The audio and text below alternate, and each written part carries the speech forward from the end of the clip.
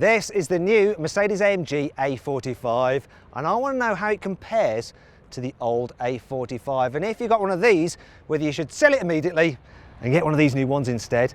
And to do that, I'm going to compare their performance. Power, come on! Test their brakes. See what they're like to drive. Yeah, mum. Critique their designs. Starting to look a bit old-fashioned, isn't it? Inspect their cabins. Hello, I'm the new A45. And of course, poke them with a stick. Have I scratched it? Now, before we get into that, make sure you're subscribed to this channel and hit that bell icon to turn your notifications on so you're alerted when we make a new upload so you don't miss any of our videos. And the more people that subscribe, the better videos we can do. The heart of this new Mercedes-AMG A45 is, of course, its 2-litre 4-cylinder turbocharged engine. In the normal car, it has 387 horsepower and 480 Newton meters of torque. But in this S version, which is the one you want, it has 500 Newton meters of torque and 421 horsepower. Oh yeah. And of course, it's hand-built in Alfalterbach, in this case by a man called Mr. Giuseppe. This is not an Abarth, is it? It is Mercedes.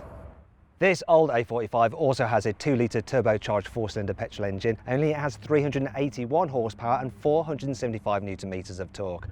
Now let's compare how these cars sound, starting with the old A45.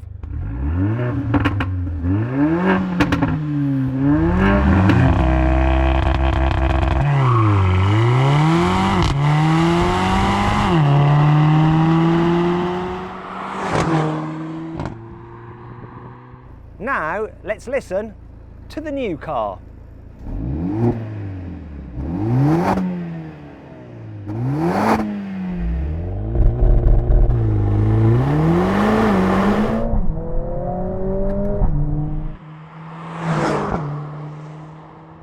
Which do you think sounds the best? Click up there on the pop-out banner to let me know. Personally, I actually think the old car sounds better. There is something special about this new A45. The S version has a rear limited slip differential, so the 4-wheel drive system can send 50% of the engine's power to the back, and then that differential can then send 100% of that available power to either of the rear wheels, and it can actually juggle the amount of power to improve cornering, and it can overspeed the outer wheel to get the car turning in faster, and it can even make it drift. To put the car into drift mode, you put the drive select into race. You then press and hold the stability control button to turn the stability off. You then put the gearbox into manual mode, and then you pull up both pedals, confirm that you want to go into drift mode by pressing the up button. Drift mode is active. Let's do it.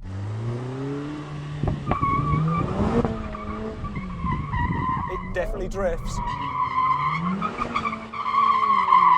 So one of the main differences about this system compared to a rear-wheel drive car is that you actually turn more into the corner to make it skid, because then it sends power to the outside rear wheel and it sends you more sideways. An AMG should always be able to go sideways. Yeah, mum. Drift king.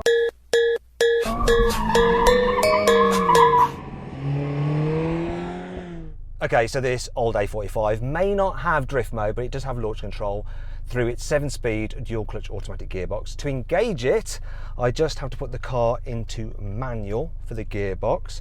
I then put the ESP stability control into sport. I pull up on both pedals. There we go, it asks me if I want race start, confirm, yes I do. And now, we're good to go. Oh, it feels quick there. Come on. And that's the 60 mile an hour. It did 0 to 60 in 4.8 seconds. So now I'm in the new A45 and it has an 8-speed dual clutch automatic gearbox with launch control. I want you to click up there on the pop-out banner to see if you can guess the time difference, if any, between this new car and the old car. Now to launch it's quite easy. So I just put the car into Sport Plus or race mode, There's no faffing around with the paddles and disclaimers by clicking up. You just left foot on the brake, floor the throttle and go. That feels more aggressive. My gosh, that is noticeably quicker. So much so, so much so, I have lost the ability to speak. According to my arse, that was a lot quicker. What do the numbers say? Bloomin' heck. This car did 0 to 60 in 3.9 seconds. Almost a whole second quicker than the old A45. Now I know what you're thinking, Matt, wouldn't it be nice if you had an RS3 to compare it against? See how quick that is? Well, it just so happens. Okay, so I'm back in the UK in a new Audi RS3 and I'm going to launch it. So to do that, I put it into dynamic mode. I press and hold the stability control button to turn it off for maximum traction. Put the gearbox into drive, make sure it's in sport, left foot on the brake, floor the throttle. Oh yeah, here we go. It's not quite as fast off the line as the Mercedes, but then it really flies. And that is a 60, no problem at all. And it did 0 to 60 in 4.2 seconds. So not quite as quick as the new A45. Speaking of which, let's go back to the video to continue the comparison with the old A45. What I'm going to do now is compare the car's performance when you're driving along. So the idea is that you're in sports mode, the gearbox is in sport, but it's in automatic, cruising along at 80 kilometers an hour, which is about 50 miles an hour. I'm going to count it in and we're going to floor the throttles and see how the gearboxes react and how well the engines pull. 3, 2, 1, go! Kicked down pretty well.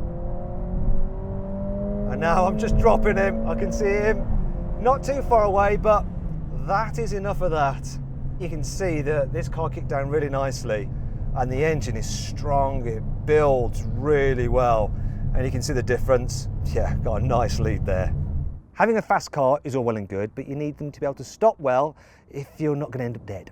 So both these cars have 330mm discs at the back, 350mm at the front, but the difference is that while this car has 4 piston calipers at the front, this one has 6 piston calipers. However, this car weighs 1,635 kilos, whereas this one is 1,555. So this new car is a whole man heavier than that one. So how will that play out? I've got my specialist timing gear again and I'm going to accelerate up to 50 miles an hour, then do a full emergency stop to see how long it takes each car to stop from 50. So let's start with the old AMG. Here we go.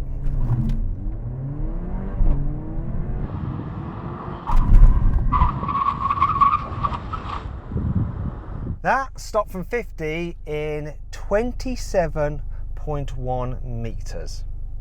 I've now switched into the new A45 and I'm going to repeat the test, but before I do, click on the pop-out banner up there to vote what you think will happen. Will this car brake in a shorter distance than the old one? Okay, let's find out.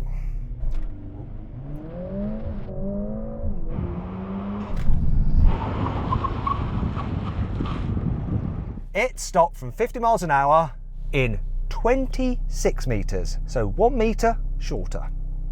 Now we need to broach the vulgar subject of money. So back in the day, this old A45 was £42,000. In the UK, we only get the A45s, and that's going to be about £50,000.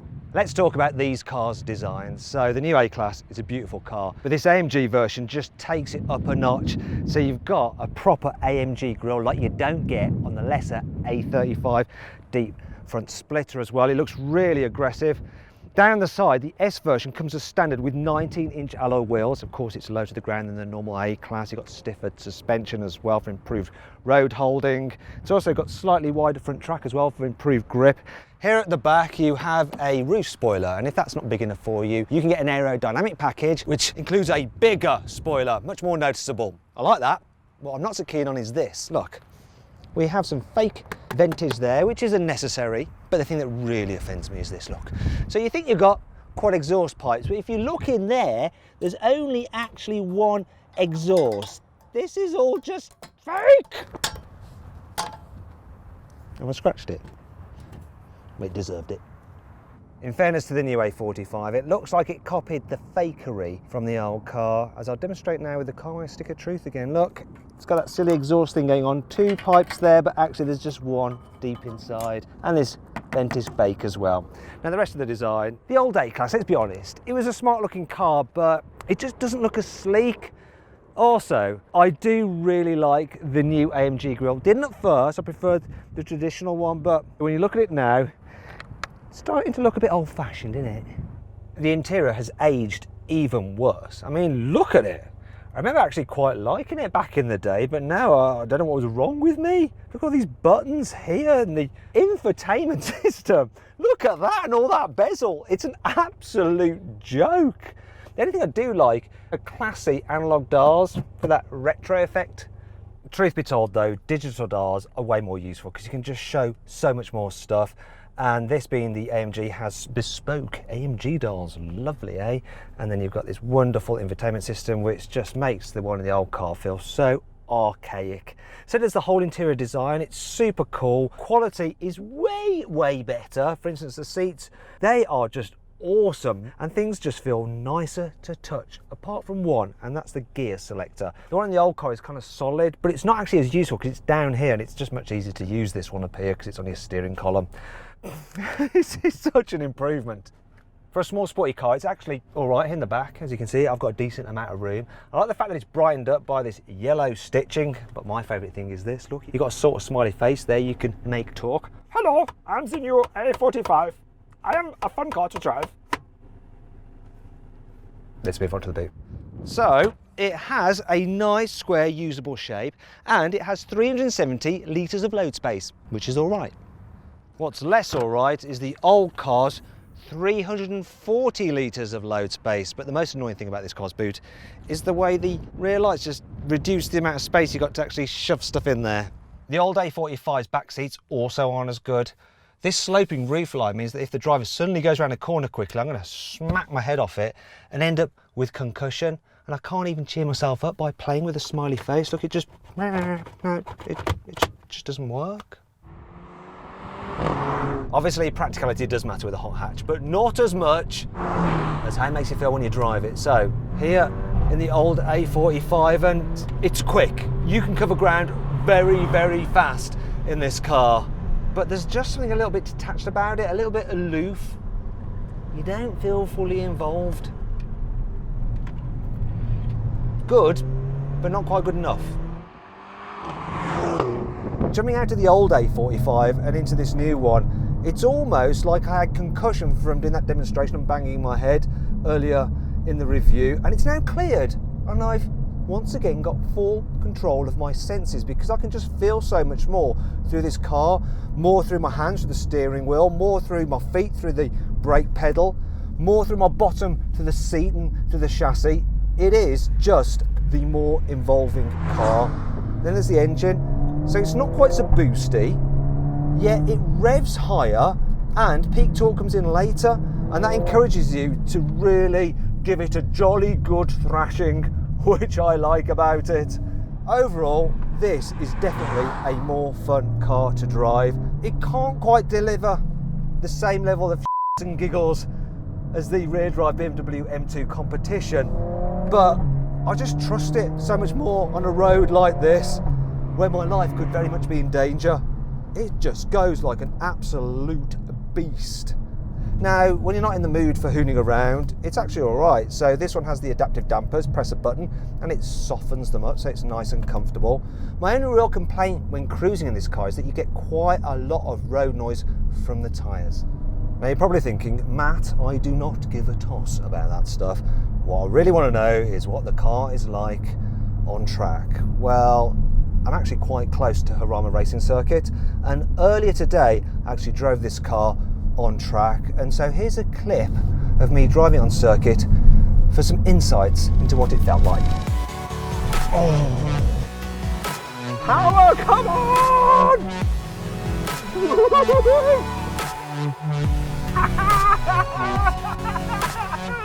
Yes!